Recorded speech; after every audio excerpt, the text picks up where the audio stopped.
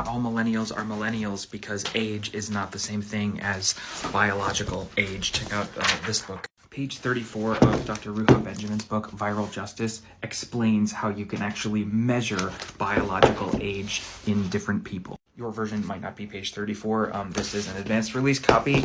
Influencer flag. Before I explain measuring telomeres, I wanted to show you just a couple of footnotes that I scribbled.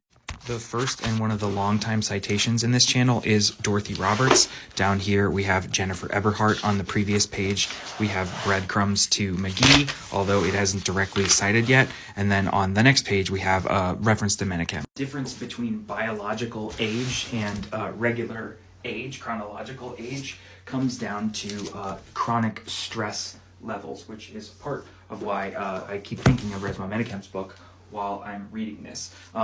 What Dr. Benjamin explains is that chronic stress shows up in the cellular level in the form of telomeric aging. That was an academic way of saying that when your life is full of chronic stress and trauma, you have a tendency to die earlier. Chapter 1 is called Weather, about the process of being weathered by the world. This is not theoretical to Dr. Benjamin, whose father likely died prematurely as a result of these processes. Your telomeres or telomeres, I don't know how to say it, are parts of your DNA that eventually erode over time. And as you age and age and age and age, you can measure how much someone has biologically aged by looking at the DNA inside their cells.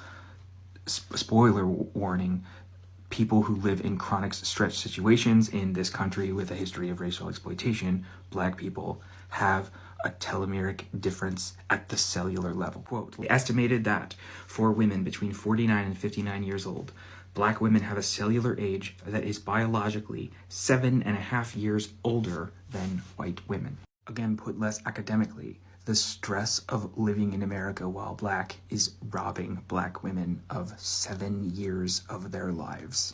If you think that that is hyperbole, take a look at this map of St. Louis, the gray areas, North City. That's the region where Michael Brown is from, and you can see a measurable effect of life expectancy as a function of zip code and race. For the sake of thoroughness and to address if you feel the need to play devil's advocate for some reason, we know that this is because of social determinants of health, not because of innate biological differences. You can read Dorothy Roberts' book, Fatal Invention, if you need more details about this. Specifically page 129 and 144, but I'm running out of time. This is linked in my bio. Pester me in comments if you want me to explain more. When you read it, make sure you get to the purple highlights on page 35. It will simply be more impactful if you hear it from her than if you hear it from me.